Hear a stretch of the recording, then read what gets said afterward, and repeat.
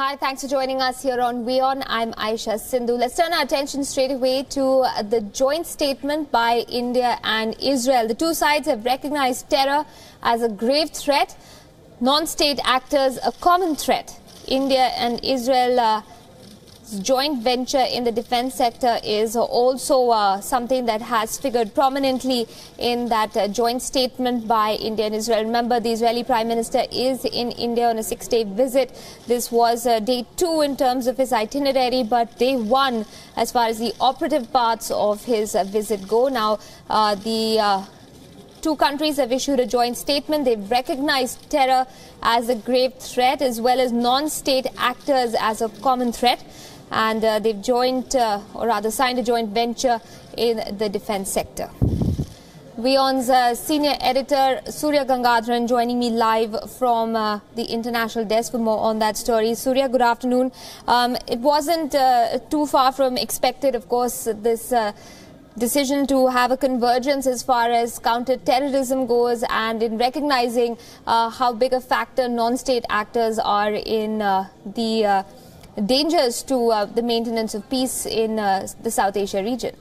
The convergence has been there since the Mumbai attacks, and it has strengthened because Israel has developed certain capabilities and technologies in terms of countering terror threats.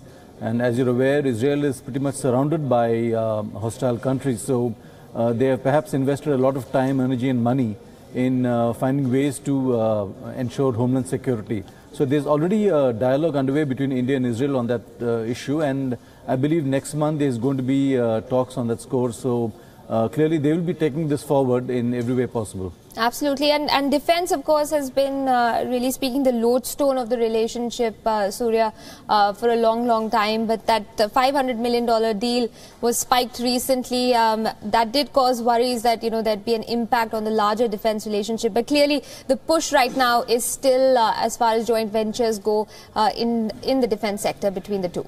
Well, the point here is that neither Israel nor India want to talk about the defense cooperation that they are doing.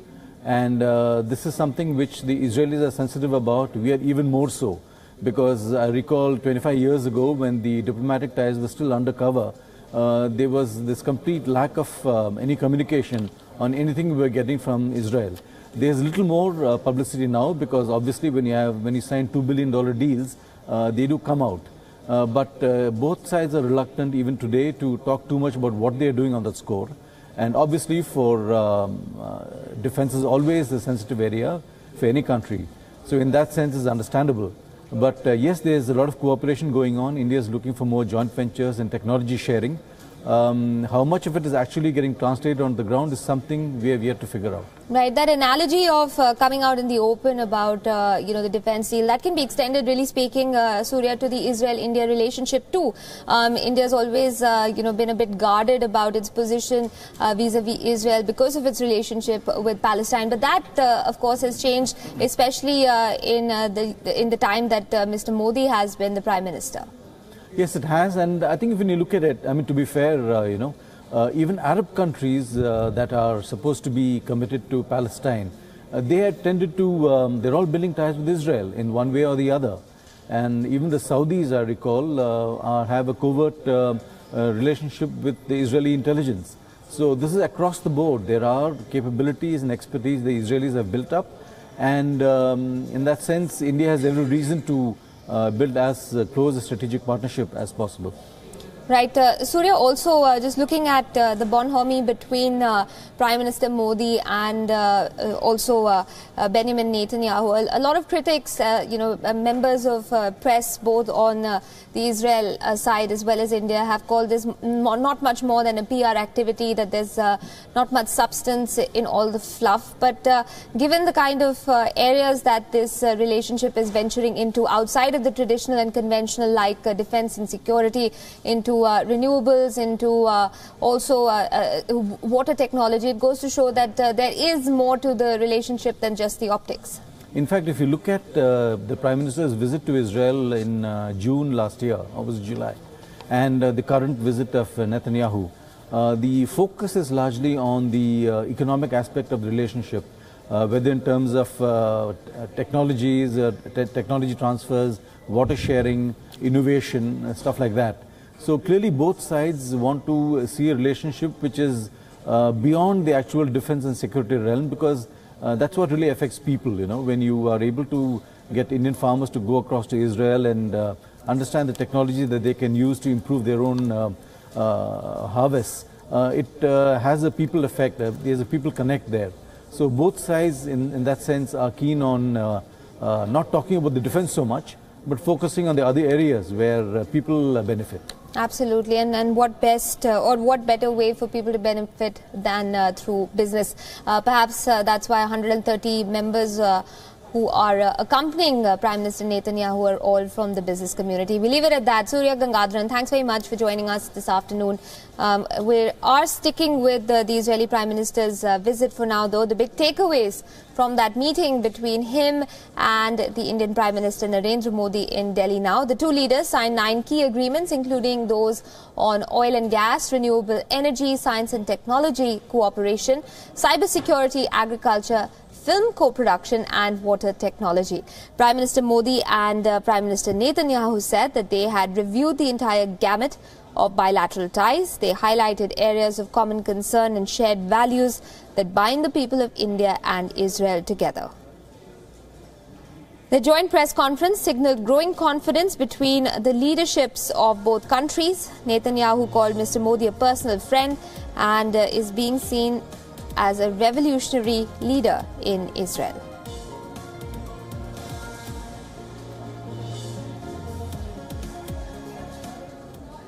We are both countries that have never forgotten our history and our heroes.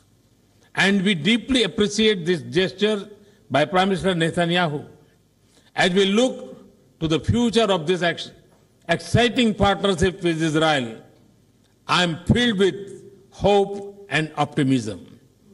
In Prime Minister Netanyahu, I have a counterpart who is equally committed to taking the India-Israel relationship to soaring new heights. Our discussions today were marked by convergence to accelerate our engagement and to scale up our partnership. We will pursue this in 3 ways. First, we will strengthen the existing pillars of cooperation in areas that touch the lives of our people. These are agriculture, science and technology, and security. We exchange views on scaling up the centers of excellence that have been a mainstay of agriculture cooperation by bringing in advanced Israeli practices and technology. In defense, I have invited Israeli companies to take advantage of the liberalized FDI regime to make more in India with our companies. Second, we are venturing into less explored areas of cooperation such as oil and gas, cybersecurity, films, and startups. You will find this reflected in the agreements that we are just exchanged. Several of these areas are indicative of our desire to diversify and broad-based engagement. And third, we are committed to facilitate the flow of people and ideas between our geographies. You are a revolutionary leader, in the best sense of the word revolution. You are revolutionizing India. You're catapulting this magnificent state into the future, and you have revolutionized the relationship between Israel and India. Now, one of the peculiarities of the India-Israel defense relationship is that little is known, much is speculated upon until the deed is actually done.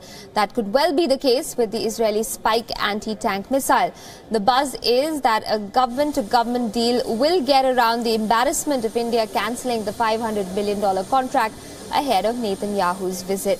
The deal, or rather the new deal, could just be an off-the-shelf purchase of limited numbers of missiles and launchers to overcome the army's current deficiencies. What then happens to the India-Israel joint venture facility inaugurated in August last year to make subsystems for the Spike?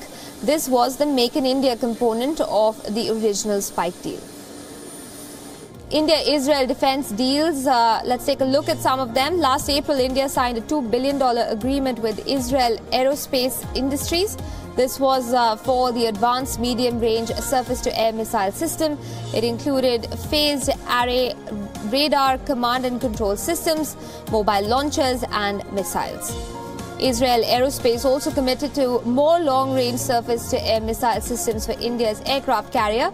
That deal is worth $1.6 billion. The Indian Air Force is reported to be keen on adding 2 more Israeli Falcon AWACS, or Airborne Early Warning Radar, to the 3 it currently operates.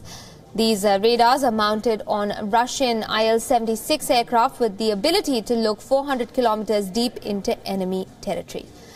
India remains dependent on Israel for unmanned aerial vehicles or drones as well. As of last year, India had the largest fleet of Israeli drones in the world, 176, larger than even Israel's.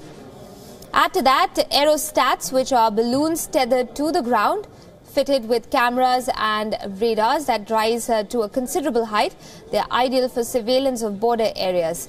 The Israeli company Aero-T, which is specialized in aerostats, has tied up with Hyderabad-based Garware wall ropes to provide technology, electronics integration with the radar and other support.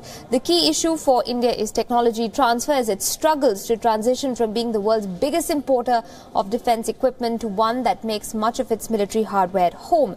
The Israelis could be key in this to this end, provided they are willing to transfer technology.